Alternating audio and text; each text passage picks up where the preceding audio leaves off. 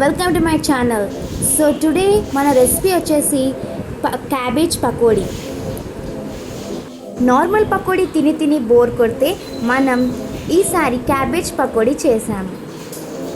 పైన క్రిస్పీగా లోపల సాఫ్ట్గా తినడానికి చాలా టేస్టీగా స్పైసీగా ఉండే మన క్యాబేజ్ పకోడీని ఎలా తయారు చేయాలో ఈ వీడియోలో మనం చూద్దాం. వీడియోలోకి వెళ్ళిపోయే ముందు మీతో ఒక చిన్న రిక్వెస్ట్. మన ఛానల్ కనుక మీరు ఫస్ట్ టైం చూసినట్లయితే లైక్ చేయండి, షేర్ చేయండి. మరిన్ని అప్డేట్స్ కోసం మన ఛానల్ని సబ్స్క్రైబ్ చేసుకోండి. ఇంగ్రీడియంట్స్ నేను స్క్రీన్ పైన ఇచ్చాను, చూడండి. ఫస్ట్ మనం ఆనియన్స్ని సన్నగా పొడవుగా ఇలా తరుక్కోవాలి. మీరు కావాలంటే గ్రేటర్తో అయినా తరుక్కోవచ్చు, కానీ ఆనియన్స్ మాత్రం సన్నగా ఉండేటట్టు చూసుకోండి. పొడవుగా సన్నగా ఇలా కోయండి. అప్పుడే మనకి క్రిస్పీగా టేస్టీగా వస్తుంది పకోడీ. ఆనియన్ అనేది ప్రతి ఒక్క వంటకంలో యూజ్ చేసే మెయిన్ ఇంగ్రీడియంట్, కాబట్టి ఇది మన క్యాబేజ్ పకోడీని ఇంకా బాగా టేస్ట్ ఇస్తుంది. ఇప్పుడు మనం 3 మీడియం సైజ్ క్యాబేజ్ని తీసుకోవాలి. దీన్ని కూడా సేమ్ ఇందాక ఆనియన్ని ఎలా అయితే మనం పొడుగా సన్నగా తరుక్కున్నామో అలాగే క్యాబేజ్ని కూడా పొడుగా సన్నగా తరుక్కోండి. నేను వీడియోలో చూపిస్తున్న విధంగా మీరు తరుక్కోండి. నీట్గా సన్నగా తరగండి. మీరు ఎంత సన్నగా తరిగితే మనకి పకోడీ అనేది అంత టేస్ట్గా ఉంటుంది. లావుగా తరిగితే మాత్రం బాగా రాదు, కాబట్టి దయచేసి సన్నగా తరగడానికి ట్రై చేయండి. చూడండి, ఇలా నీట్గా సన్నగా తరగండి. వీడియోలో చూపిస్తున్న విధంగా ఉండాలి. ఈ పకోడీ అనేది ఫస్ట్ టైం చేసే వాళ్ళకు కూడా చాలా బాగా వస్తుంది. నేను చెప్పిన ప్రాసెస్లో కనుక మీరు చేసినట్లయితే మీకు మంచి రిజల్ట్స్ అనేది ఉంటుంది. సో ప్రతి ఒక్క పాయింట్ని కూడా స్కిప్ చేయకుండా చూడండి. ప్రతి ఒక్క పాయింట్ అనేది చాలా ఇంపార్టెంట్. మీరు స్కిప్ చేయడం వలన మెయిన్ పాయింట్స్ని మిస్ అవ్వచ్చు, కాబట్టి వీడియోని ఎక్కడ కూడా స్కిప్ చేయకండి. ఇప్పుడు మన తరుక్కున్న ఉల్లిపాయలన్నిటినీ ఒక బౌల్లో వేసుకొని క్యాబేజ్ని కూడా వేసుకోండి. ఇప్పుడు ఈ రెండిటిని బాగా మిక్స్ చేయండి. నేను వీడియోలో చూపిస్తున్న విధంగా కిందికి పైకి అనుకుంటూ నీట్గా మిక్స్ చేయండి. మీరు మిక్స్ చేసేటప్పుడు ప్రెషర్ని ఎక్కువ పెట్టి మిక్స్ చేయండి, అంటే గట్టిగా మిక్స్ చేయండి. ఇలా పిసుకుతూ మిక్స్ చేయడం వలన ఉల్లిపాయలు అనేది సపరేట్ అవుతుంటాయి, అలాగే ఈ రెండు కూడా బాగా కలుస్తాయి.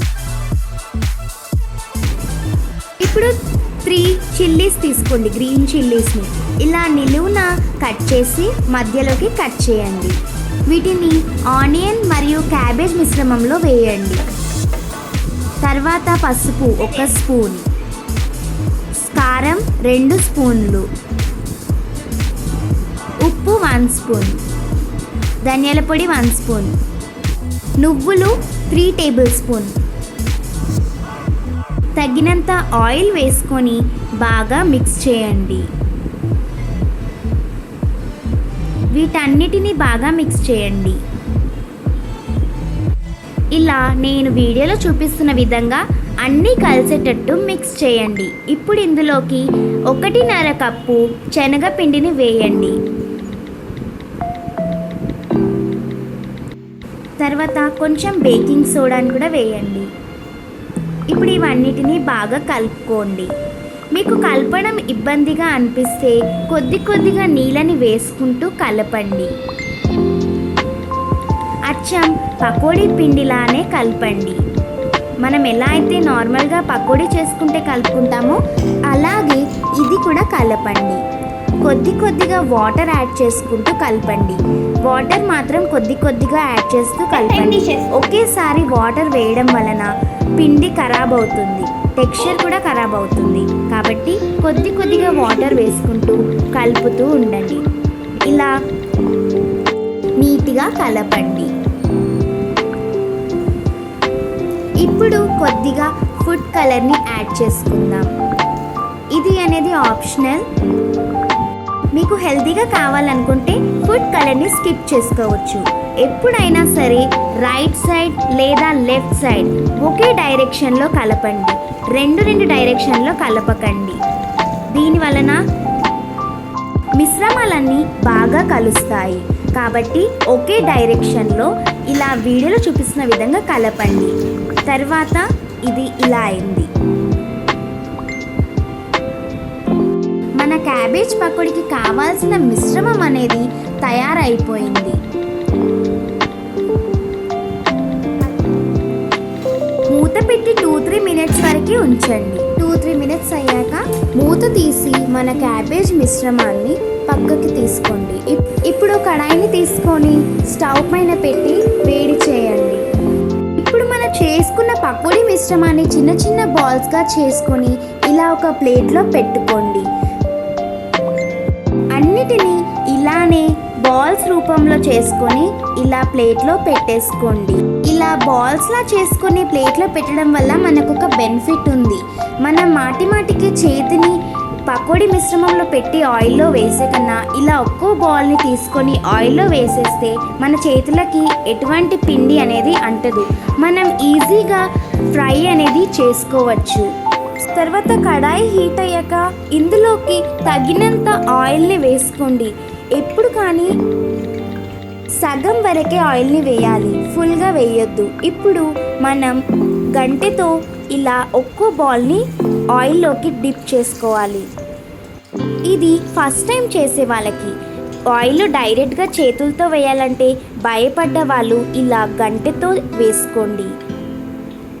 ఇలా పప్పు గంటెతో వేసుకోండి. ఇప్పుడు డ్రైగా ఉండే ఒక గంటె తీసుకోండి. నీళ్ళు లేని గంటె, డ్రై గంటెని తీసుకొని వీటిని కాసేపటి తర్వాత టర్న్ అప్ చేసుకోండి. ఇలా టర్న్ చేయండి. ఇప్పుడు పైన వైపు కూడా కాలనిద్దాం.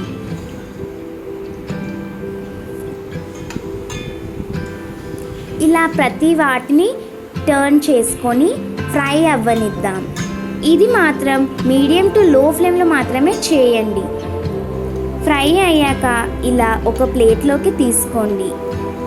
హై ఫ్లేమ్లో పెట్టడం వలన మాడిపోతుంది. కాబట్టి లో ఫ్లేమ్లోనే చేయండి. లో to medium flame.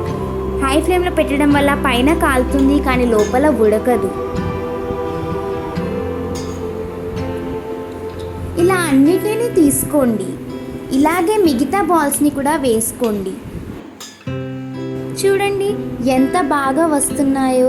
So first time చేసేవాళ్ళు ఏమాత్రం కూడా భయపడకుండా ఈజీగా చేసేయండి. నేను చెప్పిన మెథడ్లో ఖచ్చితంగా ఫాలో అయినట్లయితే మీరు ఖచ్చితంగా ఒక టేస్టీ రెసిపీని చేస్తారు. సో ఫైనల్లీ మనం ఎంతో వెయిట్ చేసి క్యాబేజ్ పకోడీ అనేది తయారైపోయింది. మీకు నచ్చిన సాస్ చట్నీతో సర్వ్ చేసుకోండి.